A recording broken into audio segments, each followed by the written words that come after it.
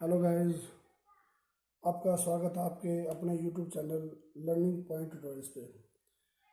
आज हम 10th class की वीडियो की बात कर रहे हैं। हमने पिछले पिछले वीडियो में बताया था कि इमेज फॉर्मेशंस बाय प्रीमियर और रे डायग्राम्स के बारे में बात की थी, और हमने लास्ट जो हमने टॉपिक डिस्कस किया था वो हमने स्पेकल मिरर्स के बारे में डिस्कस किया था। अब हम स्पेकल मिरर्स के आगे की बात करेंगे। हमने स्पेकल मिरर्स को बताया था कि दो तरह के होते हैं, एक कॉनकेव और एक कॉन्वेक्स। जो कॉनकेव के बारे में हमने बताया था, बेंटिन होता है जिसके अंदर रेज आती है और उसकी बैक साइड जिसकी पेंटेड होती है, और ये कन्वर्ज करता है। एक हमने बताया था कॉन्वेक्स, जिसकी हम अंदर की साइड को हम पेंटेड करते हैं और ये बाहर से ये डाइवर्स करता है रेस को, जो भी इसमें इंसिडेंट होती है। जैसे अगर हम बात करें, एक स्पून ले लेते हैं हम, जैसे स्पून लेते हैं तो स्पून के अगर हम अंदर से रेज रिसीव कर रहे हैं तो कॉनकेव हो जाएगा, कॉनकेव, और अगर हम बाहर से रेज रिसीव कर रहे हैं तो ये कॉन्वेक्स की शेप देगा। तो ये स्पून जो होगा ये हम अंदर से शेप देगा कॉनकेव की और बाहर से कॉन्वेक्स की। अब फिर हमने लास्ट में डिस्कस किया था कि हम एक स्पेकल मिरर के पॉइंट्स के बारे में डिस्कस करेंगे, जिसमें हमने कहा था centre of curvature, pole, principal axis और फोकस के बारे में। आज हम इन्हीं के बारे में डिस्कस करेंगे। अब सबसे पहले तो हम देखेंगे कि अगर हम कॉनकेव लेते हैं मिरर, कॉनकेव मिरर ये हमने सपोज ड्रॉ किया, इसको अगर हम आगे बढ़ाते हैं तो ये एज अ स्फीयर शेप देगा, और जो स्फीयर शेप देगा तो यहाँ पर जो स्फीयर का जो सेंटर होता है सी, इसको हम सी से ड्रॉ करेंगे, ये हमारा कहलाता है सेंटर ऑफ कर्वेचर। अब सेंटर ऑफ कर्वेचर की जब हम इसको डिफाइन करते हैं तो इसके बारे में, the centre of curvature of a spherical mirror is the centre of a hollow sphere of glass of which the mirror is a part. Means अगर इसको हम स्पेकल जो स्फीयर है उसको हम अगर एक मिरर की शेप देते हैं, जैसे हमने ये अब दे दी, और इसका जो जो बनाने जो सेंटर था स्फीयर का, वही इसका इस मिरर का सेंटर ऑफ कर्वेचर बोला जाएगा। तो ये इसका जो हम सी से डॉट के, ये इसका सेंटर ऑफ कर्वेचर हो गया। अब हम बात करते हैं इसके आगे।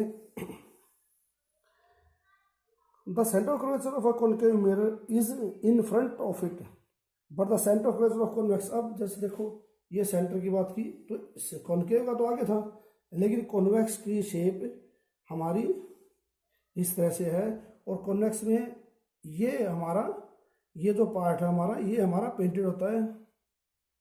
तो और यहाँ से ये हमारा मिरर काम करता है, तो इसका जो सेंटर हम बड़ा आगे लेते हैं तो यहाँ पर आता है।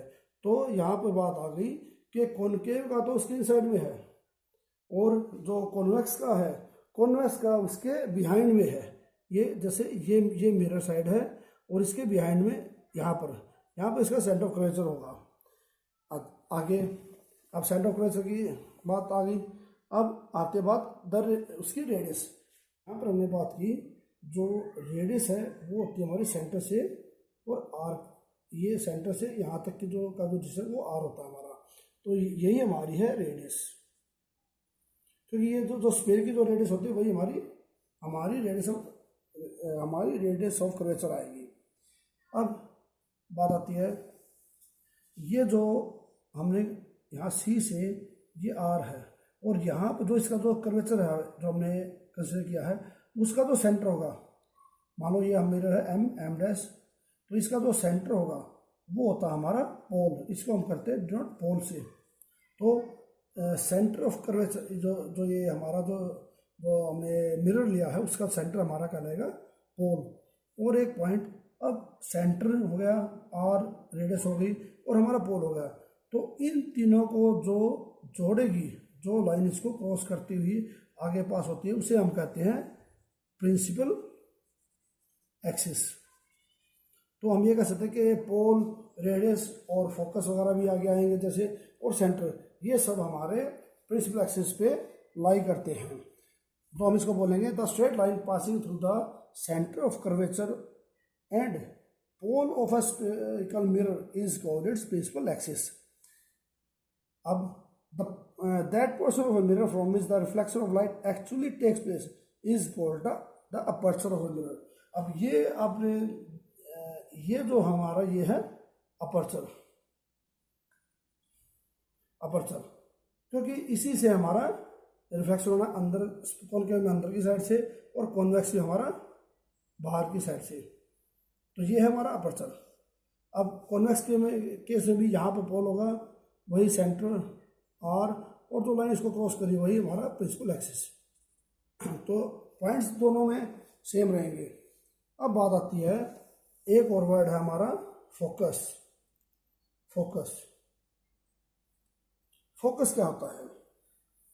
The principal focus of a concave mirror is a point on its principal axis to which all the light rays which are parallel and close to the axis converge after reflection from the concave mirror।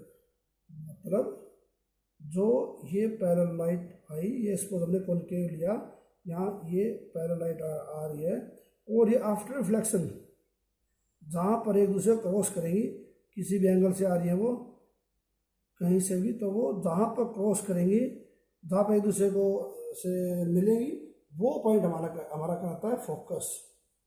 अब इसमें point ध्यान रखने वाली बात क्या है कि ये रेज के आफ्टर रिफ्लेक्शन के बाद बना है और रेज यहाँ पे मिली हैं, तो सीधी सी बात है कि ये जो फोकस होगा, यहाँ पे जो इमेज फॉर्मेशन होगी वो हमारी रियल होगी, क्योंकि ये हमारे रेज के इंटरसेक्शन से बनी है, तो यहाँ पर हमारी ये रियल होगी। और अब केस आता है कॉन्वेक्स का, ये केस हमारा कॉन्वेक्स और ये हमारा कॉनकेव का।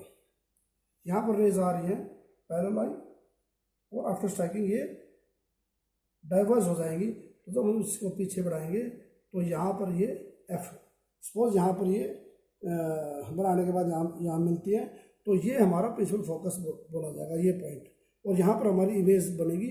अब क्योंकि ये हमें आगे बढ़ाने के बाद मिली है, तो ये हमारी वर्चुअल इमेज होगी, वर्चुअल इमेज, यहाँ पर हमारी वर्चुअल इमेज बनेगी। तो हम कह सकते हैं कि कॉन्वेक्स में पीछे बनेगी मिरर के, और यहाँ पर कॉनकेव में उसके आगे इमेज फॉर्मेशन होगी।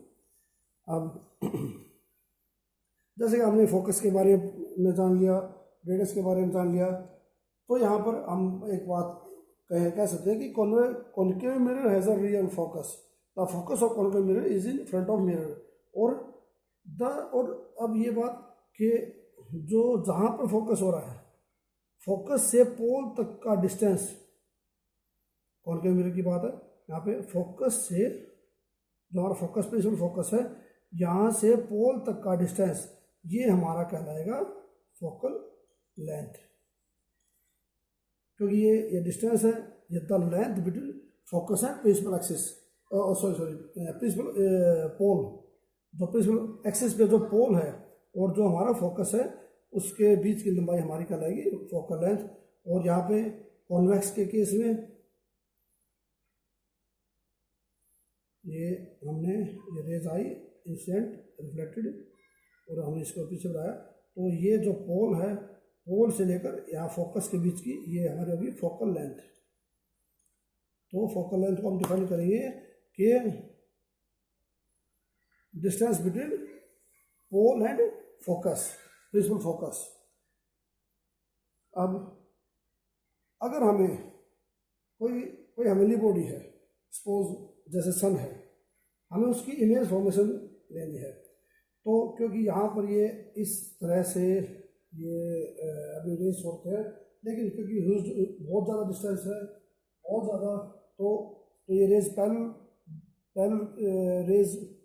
पैरेलल रेज आएगी। और अगर सपोज यहाँ पर हमने कॉनकेव मिरर रख दिया, तो ये पैरेलल जो जितनी भी पैरेलल रेज हैं, ये सारी आफ्टर रिफ्लेक्शन, ये सारी रेज ये फोकस से होती हुई जाएंगी,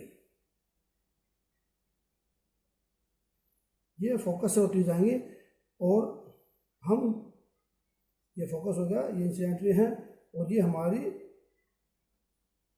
रिफ्लेक्टेड रेज है, ये सारी जितनी भी हमारी आ रही है। तो यहाँ पे फोकस है, अगर हम यहाँ पे स्क्रीन रखते हैं कोई भी, तो यहाँ पे हमारी इमेज हमें मिलेगी। और क्योंकि ये कन्वर्स कर रहा है तो इमेज हमारी छोटी होगी काफ़ी से, जो जो वो स्मॉल ऑब्जेक्ट, स्मॉल इमेज हमें यहाँ पर रिसीव होगी। अब an image of the sun, हम यहाँ कह सकते हैं कि an image of the sun can be produce by concave mirror at its focus. और इसमें जो कॉन्वेक्स मिरर है, कॉन्वेक्स मिरर के बारे में हम कह सकते हैं, इसकी इमेज के बारे में, convex mirror has virtual focus and the focus of convex mirror, sorry convex mirror is situated behind the mirror. ये हमारा हो गया, ये हमारा हो गया कॉन्वेक्स मिरर, ये पेंटेड साइड, ये हमारा कॉन्वेक्स, ये हमारी इंसिडेंट रे है, ये आई, ये रिफ्लेक्शन हो गया, और ये हमारी ये फोकस हो गया हमारा यहाँ पर। तो ये बिहाइंड द मिरर, तो यहाँ पर हमारा फोकस बन रहा है, जैसे मैंने पहले डिस्कस कर भी लिया। अब एक और, अब आपने जाना कि यहाँ पोल था और ये फोकस था और इसी पे सेंटर था। तो अब हम पॉइंट डिस्कस करते हैं कि रेडियस और फोकस में क्या रिलेशनशिप है। हमें ये बातें ध्यान रखनी पड़ेगी कि the focal length of a spherical mirror is, चाहे कॉनकेव हो या कॉन्वेक्स हो, is equal to the half of its radius of curvature. मतलब कि जो हमारी रेडियस है वो हमारी ट्वाइस होती है फोकस की, जो आर है हमारी फोकल लेंथ के डबल होती है, या हम कह सकते हैं कि एफ बराबर r/2। अब क्योंकि ये दोनों डिस्टेंस है तो इनकी एसआई यूनिट हमारी, एसआई यूनिट क्या होगी, मीटर, क्योंकि डिस्टेंस की एसआई यूनिट होती है मीटर। अगर सपोज करते हैं हम, अगर रेडियस हमारी दे रखी है 20 सेंटीमीटर दे रखी है, तो सीधी सी बात है कि फोकस हमारा 10 सेंटीमीटर पे होगा। तो ये हम क्वेश्चन आगे सॉल्व करेंगे और हम आगे इनके जो भी स्फेरिकल मिरर्स हैं अगली वीडियो में हम उनकी इमेज फॉर्मेशन के बारे में पढ़ेंगे। आज के लिए ये स्फेरिकल मिरर्स के बारे में हमने उसके पार्ट्स के बारे में बात किया, क्या क्या उनके पार्ट्स होते हैं, और अगली वीडियो में हम इसकी इमेज फॉर्मेशन के बारे में बात करेंगे और कुछ रूल्स के बारे में जानेंगे कि कैसे इमेज फॉर्मेशन होती है। तो अगर आपको ये वीडियो अच्छी लगी तो प्लीज़ इसको लाइक करें, शेयर करें और सब्सक्राइब करें। थैंक्स।